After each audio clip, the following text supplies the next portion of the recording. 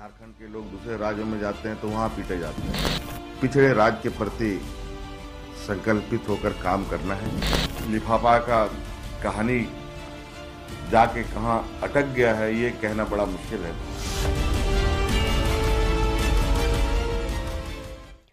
नमस्कार, जोहार झारखंड देख रहे हैं आप। मैं हूं शुभ मिश्रा आपके साथ। चलिए करते हैं बुलेटिन की शुरुआत। सीएम हेमंत सोरेन ने स्थानीय और नियोजन नीति को लेकर एक बड़ा बयान दिया है। न्यूज 18 से एक्सक्लूसिव बातचीत में सीएम हेमंत सोरेन ने कहा कि वो हाईकोर्ट के फैसले का आकलन करेंगे। सीएम ने कहा कि झारखंड के स्थानीय लोगों की हकमारी न हो, इसके लिए उन्होंने मजबूत व्यवस्था की थी। सीएम ने 3rd और 4th ग्रेड की नौकरी में किसे प्राथमिकता मिलनी चाहिए, इस पर भी बातचीत की। सीएम ने केंद्र और राज्यों के संबंध पर भी विस्तार से चर्चा की। यही नहीं, सीएम हेमंत सोरेन ने राज्यपाल के पत्र और केंद्रीय एजेंसियों की कार्रवाई पर भी अपनी बेबाक राय रखी। हम सीएम हेमंत सोरेन के एक एक बयान को आपको सुनाएंगे, लेकिन सबसे पहले बात नियोजन नीति को लेकर आई है, तो आइए सुनते हैं सीएम ने नियोजन नीति को लेकर क्या कुछ कहा है। मेरा विषय इस जो मेरी स्थानीय नीति और नियोजन नीति लाने का जो विषय सिर्फ छोटा सा था, बहुत बड़ा विषय नहीं था।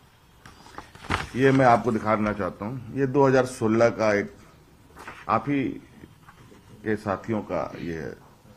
2016 की एक नियुक्ति निकली थी शिक्षक बहाली की पूर्व के सरकार ने, जिसमें सामान्य कोटे में लगभग 75% लोग बाहर से आ गए।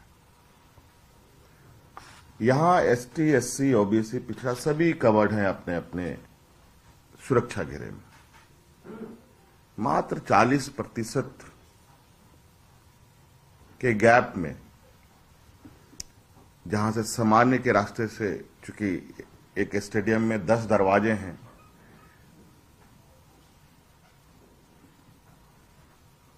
तो 9 दरवाजे तो सुरक्षित हैं। एक दरवाजा है जहां से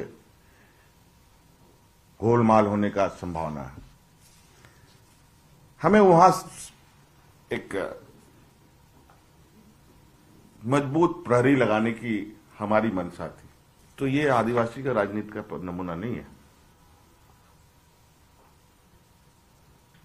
मैं यहां के हर वर्ग की हक अधिकार सुरक्षित रखने का, और ये हर राज्य के सरकार की जिम्मेवारी भी है।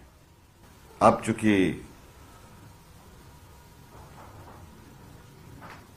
कोर्ट ने निरस्त कर दिया, उसका कानूनी आकलन भी हम करेंगे।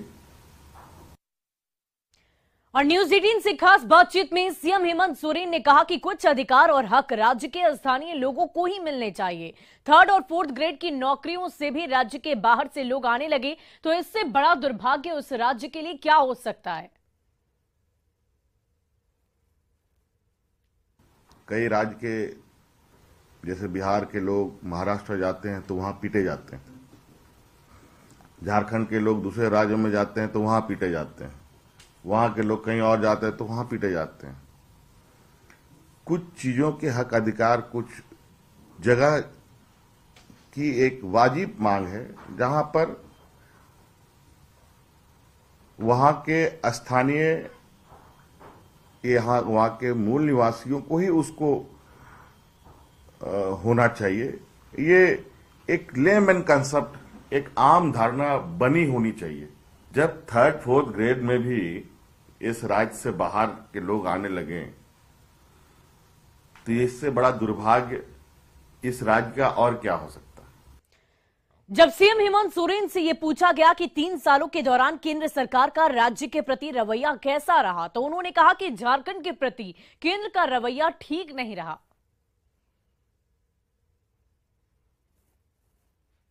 राज्य को 5,000 करोड़ रुपए का सालाना नुकसान। आप बताइए, सहयोग है कि नुकसान है?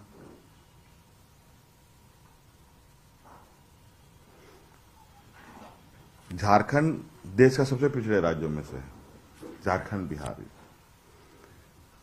क्या हम इसको महाराष्ट्र, गुजरात के साथ कंपेयर करके चलेंगे तो फिर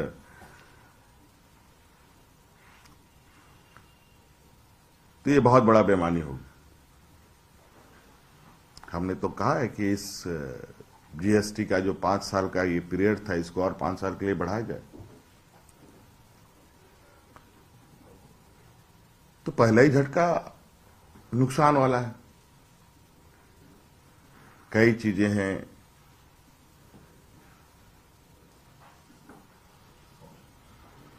अब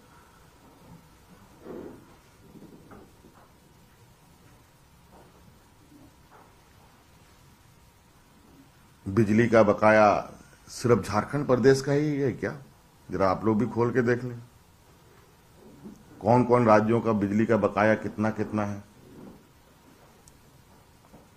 उनके बिजली क्यों नहीं कटते, हमारी ही बिजली क्यों कट जाती है?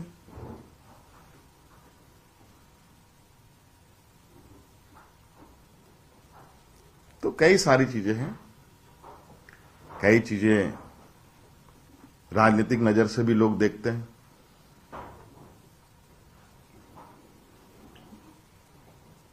लेकिन हमारा बिल्कुल नजरिया इस राज्य के या इस पूरे पिछड़े राज्य के प्रति संकल्पित होकर काम करना है। और हाल के दिनों में झारखंड में जांच एजेंसियों की कार्रवाई पर सीएम हेमंत सोरेन ने सवाल उठाए। सीएम ने आरोप लगाया कि जांच एजेंसियों के माध्यम से राज्यों को परेशान किया जा रहा। किसी एजेंसी का कन्विक्शन रेट कितना है? 0.5%। और देश में सबसे अधिक सक्रिय हो, और भी वो भी विपक्षों के ऊपर। अब वो भी आंकड़े आप लोग के पास है, मुझे बताने की जरूरत नहीं है। आप भी सब आंकड़े कहें, मैं कितना लेके घूमूंगा कि विपक्षों पर कितनी कार्रवाई हुई है, पक्षों पर कितनी कार्रवाई हुई। तो ये ऐसा नहीं लगता कि आपको क्या लगता है, ये बात आप हमसे सुनना चाहते हैं? हमसे क्यों सुनना चाहते हैं? आज तो कुछ चीजें बोलने की जरूरत नहीं है, खुद ही दिखता है। वो स्पष्ट रूप से चीजें लोगों को दिखता है। इसमें कहीं बोलने और चर्चा करने की, हाँ ये बात जरूर है कि सबको लगता है कि वो ऑस्ट्रिच जैसा होता है ना, शतुरमुर्ग मूड़ी झुका लेता है तो लगता है कि पूरा सर छुप गया। तो ऐसा हो नहीं सकता।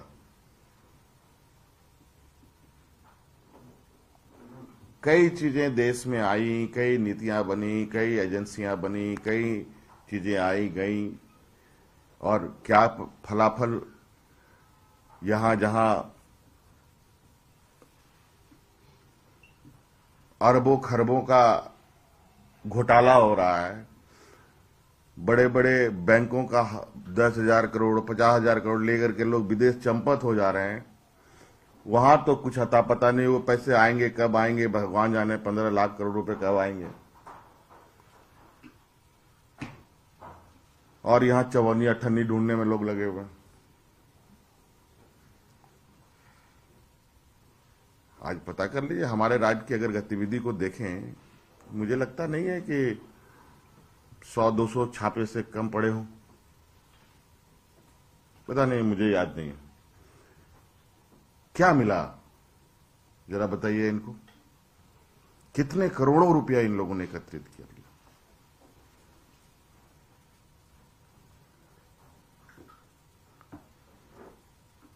हाँ, मिला जरूर कुछ पैसे कहीं कहीं, लेकिन पता चला कि वो तो भारतीय जनता पार्टी के लोग रहे, तो छोड़ दिया। जैसे मिला वैसे चले गए। तो भाई हम लोग गरीब गुरुआ मजदूर बेसहारा लोगों का प्रतिनिधित्व करते हैं, व्यापारियों का प्रतिनिधित्व नहीं करते।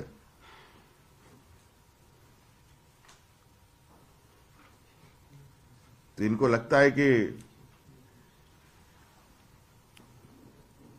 अगर एजेंसी हैं, ईमानदारी से काम कर रहे हैं, तो मुझे कोई गुरेज नहीं। आप बिल्कुल स्वतंत्र रूप से पूरे राज्य में घूमिए, लेकिन गलत तरीके से, गलत ये करके आप चीजों को करेंगे, इंटरप्रिटेशन करेंगे, तो हमारा भी आपत्ति है इस विषय पर। और जब सीएम हेमंत सोरेन से ये पूछा गया कि नए साल में चुनाव आयोग की ओर से गवर्नर को मिला लिफाफा खुलेगा, इस पर सीएम हेमंत सोरेन ने क्या कुछ कहा है, आप भी सुन लीजिए।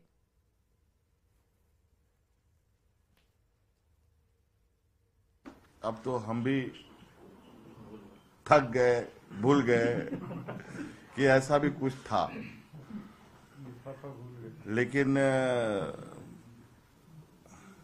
ये बड़ा आश्चर्य की बात है